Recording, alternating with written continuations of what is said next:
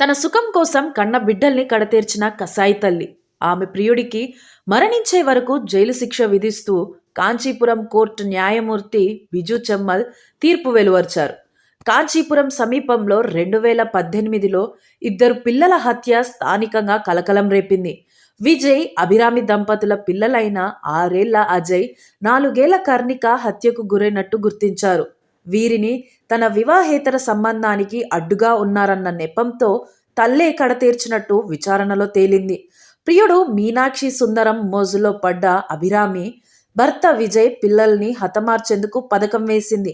అయితే ఘటన జరిగిన రోజున భర్త విజయ్ ఇంటికి రావడంలో ఆలస్యం జరగడంతో పిల్లలు హతమైనట్టు విచారణలో తేలింది.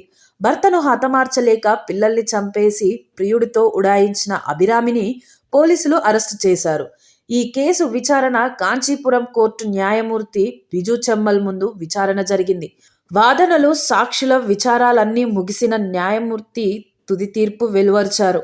ఈ కసాయి తల్లి ఆమె ప్రియుడికి మరణించే వరకు జైలు శిక్ష విధించారు. ఈ సమయంలో కోర్టుకు వచ్చిన అభిరామి తీర్పు తర్వాత మహిళా కానిస్టేబుల్ కాళ్లను పట్టుకొని కన్నీటి పర్యంతమైంది. అభిరామి మీనాక్షి సుందరంకు మరణించే వరకు జైలు శిక్షతో పాటు తలా 15,000 జరిమానా విధించారు.